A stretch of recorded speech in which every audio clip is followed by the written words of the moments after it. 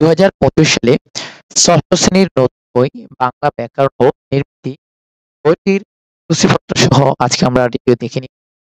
প্রথমত সূচিপত্র দেখে নিই।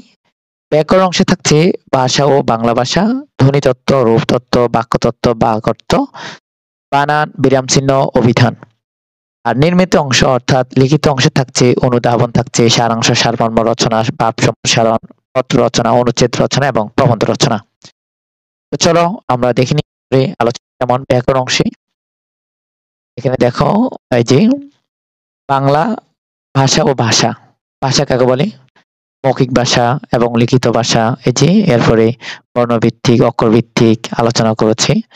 এই যে এখানে ভাষা নিয়ে শব্দ, বাক্য, হ্যাঁ, এর বক্তা ও শ্রোতা চিত্রের মাধ্যমে দেখাচ্ছে যে বাগঅর্থ। এরপরে উপভাষা নিয়ে আলোচনা করেছে, প্রমিত ভাষা। এরপর হচ্ছে ব্যক্তি ভাষা, এরপর দ্বিতীয় ভাষা, সাধু চলিত ভাষা। হচ্ছে অনুশীলনী। এরপর হচ্ছে এই যে অনুশীলনী বহুনির্বাচনী প্রশ্ন দিয়েছে, এখানে অনেকগুলো দেওয়া হয়েছে। এরপর ধ্বনিতত্ত্ব। ধ্বনিতত্ত্ব নিয়ে আলোচনা করেছে বাকযন্ত্র, এই যে চিত্রের মাধ্যমে স্বরধ্বনি। এরপর হচ্ছে জীবের অবস্থা, জীবের উচ্চারণ চিত্রের মাধ্যমে তুলে ধরেছে। এরপরে ঠোঁটের অবস্থা। হ্যাঁ, এরপরে এই যে এখানে দেখো মৌখিক উদাহরণ, অনুনাসিক। হ্যাঁ, এরপরে হচ্ছে এই যে সক্রিয় নিষ্ক্রিয়, এরপর উচ্চারণ রীতি, প্রস্থাধ্বনি। হ্যাঁ, এরপরে দেখো বাংলা স্বরধ্বনির সংখ্যা, স্বর, বর্ণ। এরপরে কার বা ফলা, ফলা ৬টা কিন্তু। এরপরে এই যে এখানে আলোচনা করেছে। এরপরে দেখো এই যে এখানে অনুশীলনী বহু নির্বাচনী প্রশ্ন দিয়েছে অনেকগুলো। এগুলো হচ্ছে বহু নির্বাচনী প্রশ্ন, অনেকগুলো প্রশ্ন দেওয়া হয়েছে। এই যে এরপরে হচ্ছে রূপতত্ত্ব।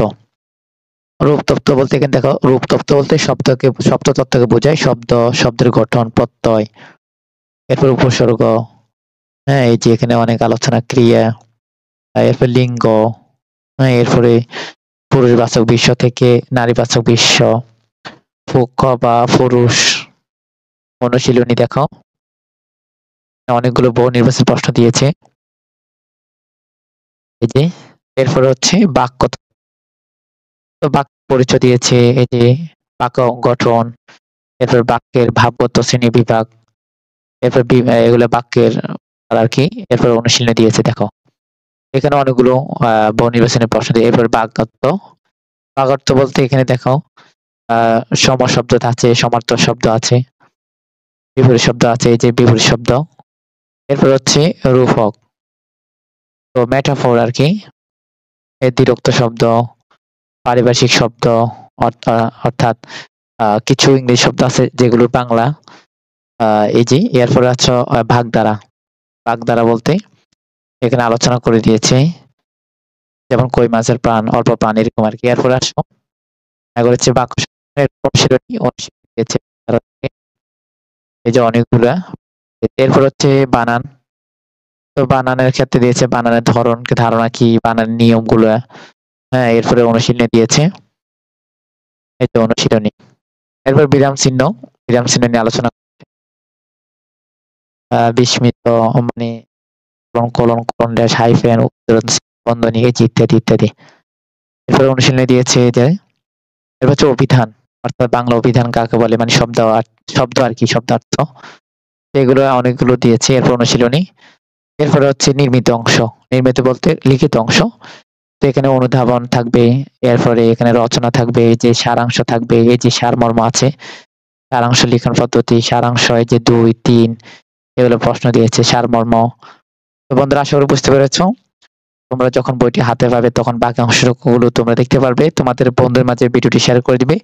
আমাদের চ্যানেলে নতুন হয়ে থাকলে চ্যানেলটি সাবস্ক্রাইব করে পাশে থাকবে। আর তোমাদের ষষ্ঠ শ্রেণী ২০২৫ শিক্ষাবর্ষের অন্য সকল বিষয় ভিডিও আপলোড করা হয়েছে, দেখে নিবে আমাদের ইউটিউব চ্যানেলে প্লেলিস্টে। তোমাদের প্লেলিস্টের নাম হচ্ছে ২০২৫ শিক্ষাবর্ষের ষষ্ঠ শ্রেণীর নতুন বই। ভালো থাকবে, সুস্থ থাকবে। হাফেজ।